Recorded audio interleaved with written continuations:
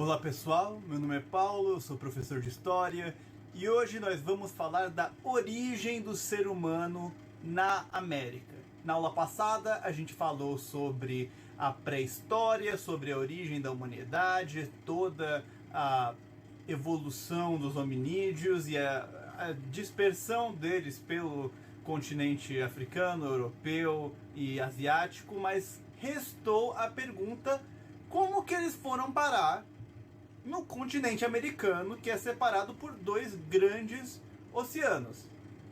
Além disso, quando a gente fala de pré-história, a gente acaba focando muito no que aconteceu na Europa, na Ásia e na África. E faz sentido, afinal de contas, esses são os primeiros continentes a serem habitados por seres humanos. Mas o que será que a gente tem de pré-história no nosso território? Será que tem algo que a gente poderia chamar de uma pré-história brasileira? Então a gente vai também ver um pouco sobre isso. A gente vai ver as teorias, as hipóteses da chegada do homem na América e um pouco algumas das populações que habitaram o território americano, especificamente o Brasil, durante a nossa pré-história. Então, vamos lá. Como que foi a chegada do homem à América? Se a gente observar aqui esse mapa, ele demonstra as principais hipóteses, as principais formas de como o homem chegou à América, iniciando da África, origem da humanidade na África, se dispersa para a Ásia, para a Europa, e aí nós vemos uma divisão. A gente vai ver aqui as três principais hipóteses. Esse mapa, ele não mostra todas as hipóteses, não tem muito como ter um mapa que mostra as três. As principais hipóteses são a hipótese pelo Estreito de Bering, que é a mais aceita, a hipótese Malaio-Polinésia e a hipótese africana. Então vamos ver a primeira. Hipótese pelo Estreito de Bering. Segundo essa teoria, o Homo sapiens teria chegado à América vindo da região da Mongólia e atravessando o Estreito de Bering. E aqui no mapa a gente vê o Estreito de Bering, que é uma região de em torno de 85 quilômetros, é um espaço entre a Rússia e o Alasca, que hoje é coberto de oceano, está debaixo d'água, mas as primeiras teorias defendiam que isso teria acontecido em um período interglacial entre 15 a 12 mil anos atrás, que é a teoria de Clovis, que é baseada no povo de Clovis, uma população pré-histórica que viveu onde é Clovis, que é uma cidade americana, salvo engano, no Novo México. Essa teoria, que é a primeira teoria que realmente descreve os mecanismos de chegada do homem na América, defendia esse período de tempo, em torno de 15 mil a 12 mil anos atrás. Isso é feito através de cálculos baseados no tempo de dispersão. Paleoantropólogos têm métodos bastante complexos, isso aí é para alguém que for estudar paleoantropologia, vai aprender sobre isso, para calcular o quanto que um povo se desloca ao longo do tempo. E com isso eles conseguem ver o que? Essa população está aqui. E essa é a data de que a gente achou eles. Isso significa que está batendo. A linha do tempo está funcionando com eles terem chegado aqui pela região do Alasca em torno de entre 15 mil a 12 mil anos atrás. Então, por muito tempo, essa teoria ela foi a prevalente. Porém, mais recentemente, mais para a segunda metade do século XX, a gente começa a ver evidências contrárias. A gente começa a ver evidências de Homo sapiens existindo anteriormente. E hoje se acredita que essa primeira travessia tenha acontecido em torno de 40 mil anos atrás. Para a gente saber exatamente quando ela acontece, o que é utilizado é a previsão de quais foram os períodos de interglaciação, porque para que o Estreito de Bering fosse atravessado, precisava de uma baixa no oceano que permitisse que ele fosse cruzado a pé. porque foi provavelmente assim que ele foi atravessado. E existiram alguns pontos específicos quando isso aconteceu. Entre 15 mil a 12 mil anos atrás foi um deles, porém a gente encontrou já resquícios humanos antigos demais, que são anteriores a esse período, então eles chegaram em algum momento antes. 40 mil anos atrás é uma das possibilidades. Existem outras teorias. Agora, que tiveram seres humanos que vieram da região da Mongólia, isso a gente tem confirmado. Por quê? Um trabalho realizado pelos geneticistas Sérgio Danilo Pena e Fabrício Santos em 1999 comprovou o parentesco entre tribos americanas e um pequeno povoado nas montanhas Altai.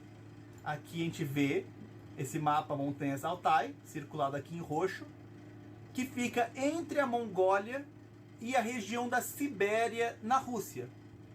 E esse trabalho ele foi feito pegando amostras genéticas de várias tribos em todo o continente americano, nos Estados Unidos, no México, no Brasil, no Chile, e todos têm parentesco com esse povoado.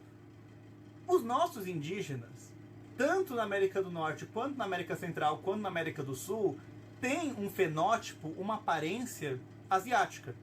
E muitas outras coisas em comum. Existem semelhanças linguísticas, existem cerâmicas que foram encontradas na região da América do Sul, que são semelhantes às cerâmicas que existem na pré-história do Japão. Então, essa relação entre as populações americanas e as populações asiáticas da pré-história é comprovada. Porém, não é a única origem do Homo sapiens na América. A gente vai ver aqui agora outra teoria.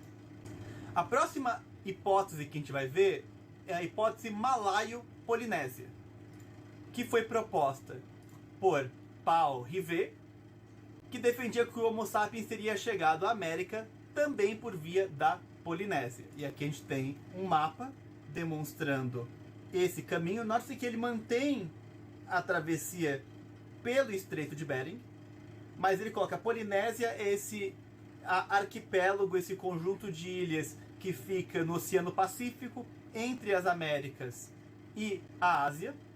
Então, segundo essa teoria, o Homo sapiens seria atravessado pela Ásia, entrado pelo Sudeste Asiático, chegado na região da Indonésia, da Oceania, e com pequenas embarcações atravessado e colonizando ilhazinha por ilhazinha da Polinésia até chegar nas Américas. Ele também defendia que o povoamento da América tinha sido feito por múltiplas ondas. Isso é algo que é considerado como bastante correto. Inclusive, aquela teoria de que pessoas teriam chegado aqui em torno de 15 mil a 12 mil anos atrás, provavelmente tinham populações chegando aqui nessa época. Talvez eles só não fossem os primeiros, mas só o fato de que, por exemplo, no Alasca nós temos populações lá, indica que tinha uma chegada talvez constante de pessoas toda vez que tinha esses períodos em que o Estreito de Bering era atravessado. Do mesmo jeito que múltiplas ondas de embarcações podem ter chegado aqui, através da Polinésia. Foram encontrados fósseis com traços negroides, ou seja, com um fenótipo, com uma aparência semelhante mais aos africanos e aos aborígenes do que as populações ameríndias atuais. As populações que nós temos nativas da América hoje são, como eu falei, mais próximas dos asiáticos. Porém, foram encontrados fósseis mais semelhantes aos africanos ou aos aborígenes, que são mais parecidos com os africanos do que com os nossos indígenas. E aqui tem um exemplo, vou até botar já a foto, da Luzia, que é o fóssil mais antigo que foi encontrado, salvo engano, em Lagoa Santa, aqui no Brasil, que ajudou muito a enfraquecer a teoria de Clovis, porque ela era antiga demais para ter... Pense que ela estava na América do Sul. Não, então tem um certo tempo que demoraria para uma população da América do Norte viajar até a América do Sul. Ela era antiga demais para isso. E ela apresentava traços mais semelhantes, acho que dá até para ver pela foto, com populações africanas. Essas populações de origem mais próxima de africanos ou de aborígenes não perduraram. Quando os portugueses e os espanhóis chegaram nas Américas, já não tinham mais essas populações. O que aconteceu com elas, a gente não tem certeza. Podem ter sido incapazes de competir com as outras, podem ter sido atacadas, podem ter sido derrotadas por agressão das outras, ou pode ter tido N outros motivos, podem ter sido assimiladas. Mas o que importa é que elas existiram. Nós tínhamos essa população que era diferente de um ponto de vista étnico dos indígenas modernos, que não existe mais. E aqui a gente vai ver a terceira teoria, que é a hipótese africana. Em 1971, a arqueóloga franco-brasileira Niede Guidon anunciou a descoberta de artefatos líticos, ou seja, artefatos de pedra, lanças, pontas de flecha, esse tipo de coisa, datados de mais de 100 mil anos. Então, com certeza, os mais antigos que já foram encontrados. Essas descobertas foram realizadas no Parque Nacional da Serra da Capivara, no Piauí. E a arqueóloga propôs uma hipótese de que o Homo sapiens, de origem africana, teria chegado anteriormente ao Asiático, atravessando o Oceano Atlântico. A teoria diria que houve um período de grandes secas na África, forçando a dispersão, né?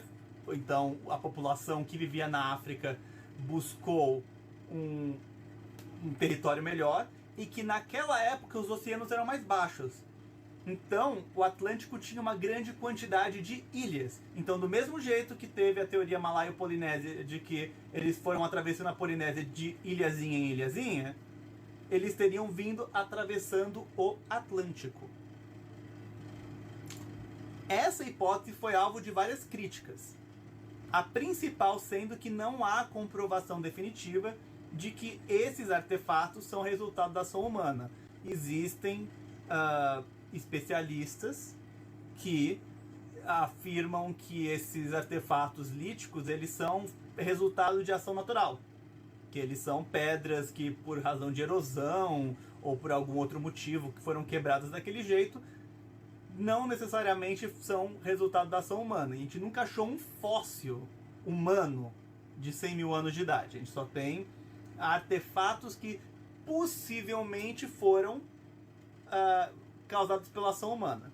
Então essa hipótese é a que é menos comprovada. Isso não quer dizer que ela não seja verdade, é só que a gente não tem o mesmo nível de comprovação para ela.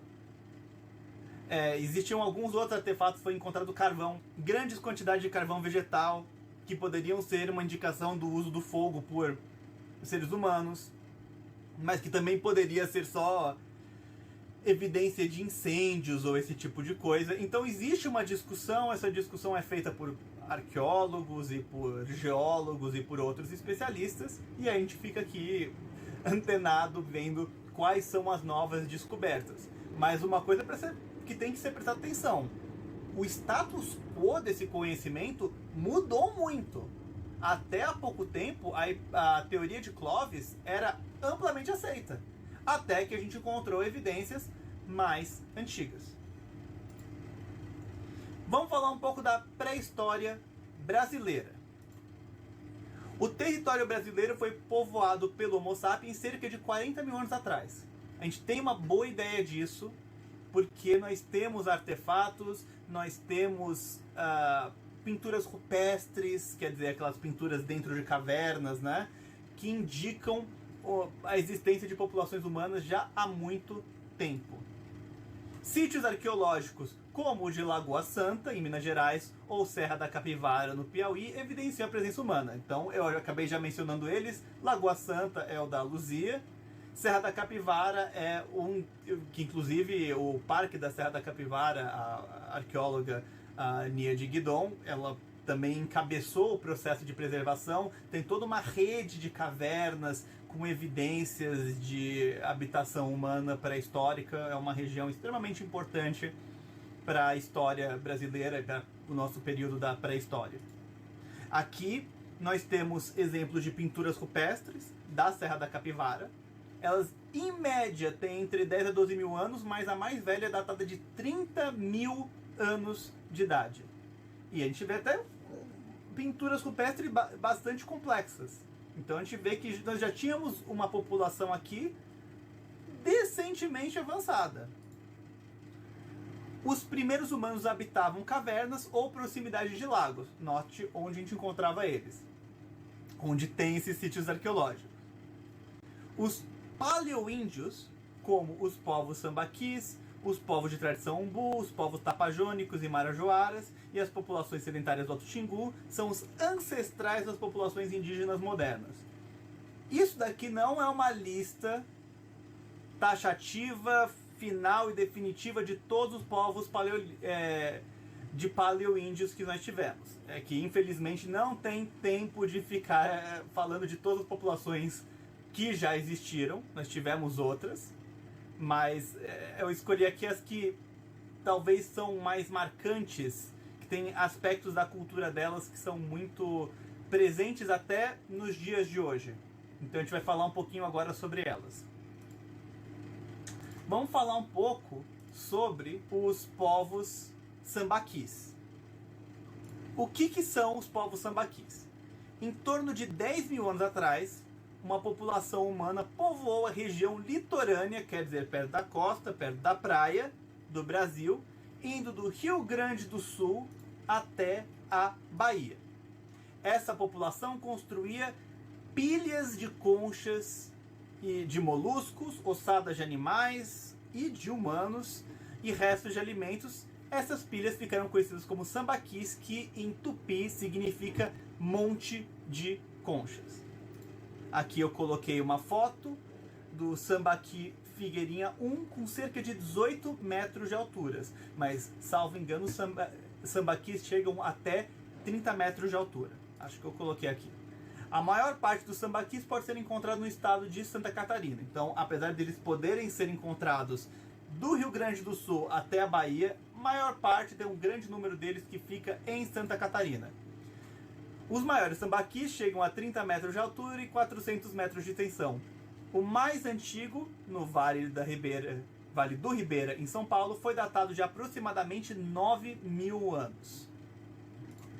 Os povos sambaqui já tinham desaparecido quando os portugueses chegaram ao Brasil. Então a gente não tem nenhum contato direto do europeu com os sambaquis. Eles existem puramente no ramo da pré-história por causa disso. Não tem nenhum escrito sobre eles ou algum contato de algum jesuíta ou algo do tipo que nem a gente tem com indígenas mais modernos. A gente só tem os resquícios que eles deixaram. Muitos sambaquis foram destruídos ou danificados. Sambaquis, infelizmente, porque eles são esse resquício histórico extremamente útil para a gente entender sobre essas populações, eles foram muitas vezes utilizados como forma de mineração de cal, para colocar em estradas, para utilizar em construção. Então, muitas vezes eles eram vistos, e não era só isso desde o período colonial, mas não pense que isso era só o português colonizador do século XVI fazendo isso. Se eu não me engano, os sambaquis receberam proteção da lei nos anos 60. Então, até há pouco tempo, era visto como algo aceitável você destruir o sambaqui, botar ele no triturador e usar os recursos dele como cal. O que é um pouco triste, porque com isso a gente perde informação que a gente poderia utilizar para descobrir mais sobre esses povos. É uma coisa a se pensar sobre a preservação da história, sobre como a gente acaba perdendo aquelas peças do quebra-cabeça que eu tinha falado, que a história trabalha com peça, constrói um quebra-cabeça com peças faltando. De vez em quando a peça está faltando porque a gente mesmo destruiu. De vez em quando o que destruiu foi o clima, foi o tempo, foi a natureza, mas de vez em quando foi a própria ação humana. E a informação que, uma vez destruída, não tem volta. Se um artefato histórico, algo do tipo, é destruído, a gente não tem como recuperar. É um conhecimento que foi perdido. Então eu acho que é algo que dá para fazer uma reflexão sobre qual que é o valor da preservação de artefatos históricos ou de locais históricos como os sambaquis. Outra população, a tradição Umbu, que é particularmente relevante para o pessoal que mora no sul. Eles ocuparam o que viria a ser o Uruguai e a região sul do Brasil. E os povos de tradição Umbu podiam ser identificados por sua tradição lítica, o uso de ferramentas de pedra. Novamente, é outra população que já não existia quando os portugueses chegaram no Brasil, mas a gente tem as evidências deixadas por eles através de pontas de flecha, de pontas de lança, que no caso são muito características. Dá para identificar, isso é de tradição Umbu por causa das técnicas que eles utilizavam. Viveram entre 12 mil anos atrás até em torno de 2.500 anos atrás.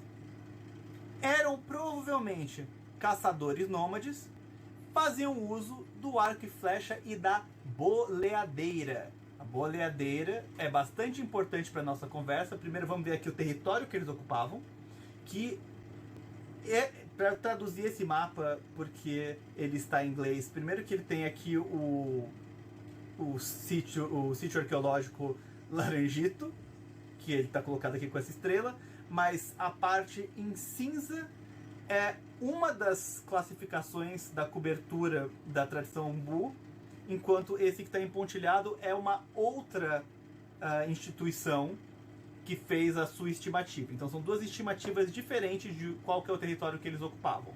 Mas com certeza esse território do Uruguai até o Paraná, até o sul de São Paulo, eles ocupavam. E a boleadeira, quem é do sul, talvez já saiba o que é isso. É um instrumento de caça, é uma arma feita, eu coloquei aqui a foto, muitas vezes de osso e de corda, que serve para você girar, jogar e enganchar na perna do animal que está sendo caçado para fazer ele cair.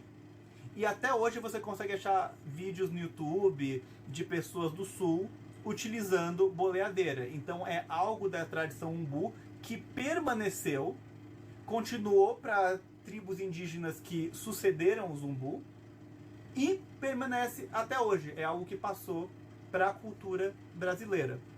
Então eu acho muito interessante que um povo que inicia 12 mil anos atrás tem essa influência na gente até hoje. Povos tapajônicos ou marajoaras. O nome provavelmente já indica de onde eles são, né? Eles são da região da Amazônia, especificamente do rio Tapajó e da ilha de Marajó. A ocupação do território da Amazônia começa há mais de 14 mil anos. A população que se estabelece ao longo do rio Tapajós tem grande produção artística. Esses povos desenvolvem a agricultura entre 1000 a.C. Eles desenvolvem a agricultura e entre 1000 a.C. e 1000 depois de Cristo desenvolve uma sociedade hierárquica complexa. Então a gente já percebe aqui que porque existe um certo estigma de que as populações indígenas eram pouco avançadas, que elas eram, mesmo as que tinham aqui, eram pré-históricas. Eu imagino que hoje, um aluno de história hoje tenha menos essa percepção, mas era algo que era muito passado até na minha época, e com certeza para pessoas mais velhas do que eu. E é importante ver, de um ponto de vista histórico, de uma espécie que viveu 300 mil anos, a progressão deles não está tão atrás.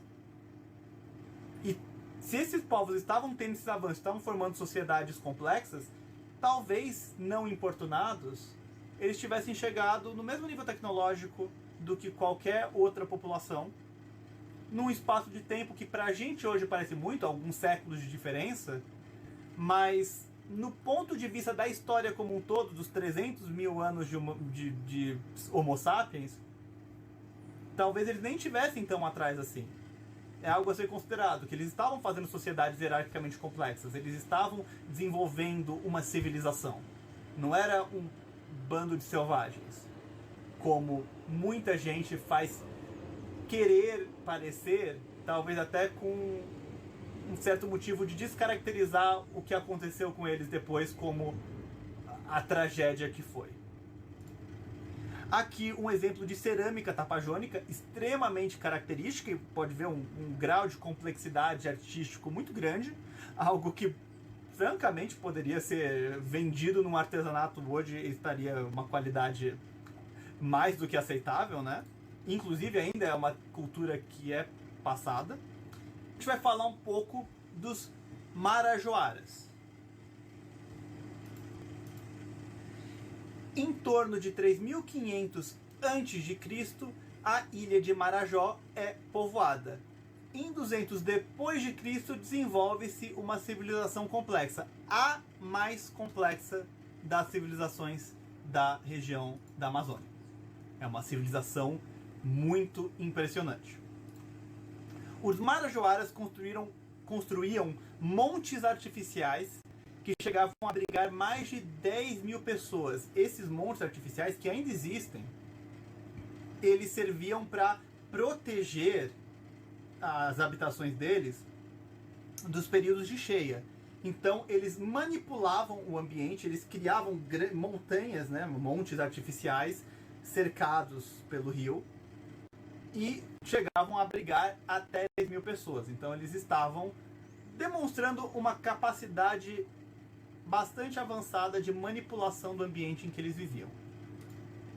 E aqui um exemplo de uma urna funerária marajoara, porque eles também têm uma arte muito característica que também, até hoje, as formas de arte deles são reproduzidas e são muito típicas da região.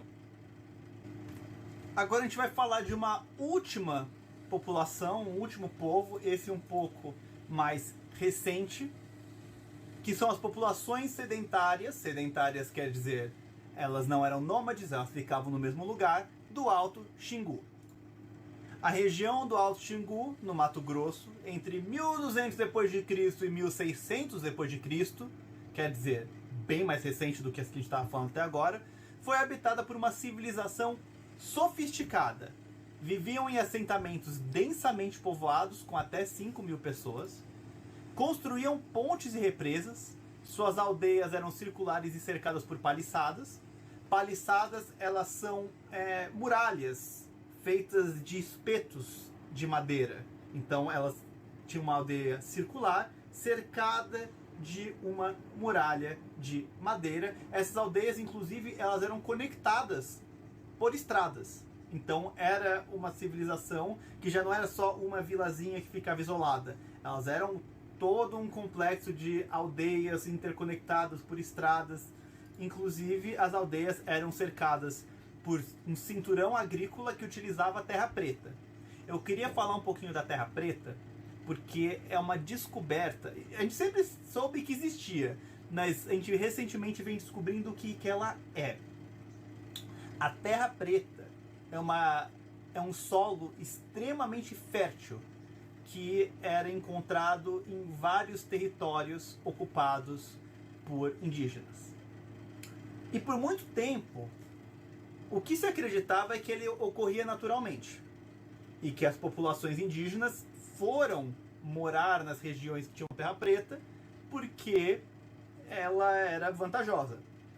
Mas mais e mais evidências demonstram que a terra preta não é natural, que a terra preta era algo que as populações indígenas faziam, que elas utilizavam alguma técnica para criar essa terra mais fértil. E eu falo alguma técnica é porque a nossa ciência até agora não foi capaz de reproduzir a terra preta que os indígenas produziam. Então é algo também a se levar em consideração. Por mais que a nossa tecnologia tenha avançado a esse ponto, existem conhecimentos que povos antigos tinham que nós não temos mais. Claro, a gente também tem que ter uma certa noção quando a gente fala isso, né? A gente, em geral, consegue saber como os povos antigos faziam as coisas que eles faziam, né? Não vamos, sei lá, inventar que pirâmide foi feita por alienígena ou algo do tipo. Mas a gente tem que ter um certo respeito aos povos que nos antecederam, porque para se adaptar à realidade que eles viviam, às necessidades que eles tinham, muitas vezes eles chegavam a soluções que nós não temos. Talvez porque nós não enfrentemos os mesmos problemas que eles. Então, é algo que é importante. A Terra Preta é um legado das populações indígenas. E, infelizmente, as populações do Alto Xingu, se você olhar a data, 1600, os portugueses já tinham chegado. E as populações do Alto Xingu, em grande parte, foram destruídas. Nós temos populações indígenas que ainda vivem na região, que descendem dessas, mas em questão de quantidade, extremamente reduzidas. E essas aldeias, com essa estrutura sofisticada que eu falei, consumidas pela conquista portuguesa. E talvez a gente não tivesse perdido essa tecnologia da Terra Preta se não tivesse acontecido do jeito que aconteceu. É uma reflexão que eu gostaria de deixar para vocês. Bom, pessoal, muito obrigado pela atenção. Isso conclui o tema de introdução à história, pré-história, esse tipo de coisa. Próxima aula a gente já entra na antiguidade. Até lá, obrigado pela atenção e bons estudos.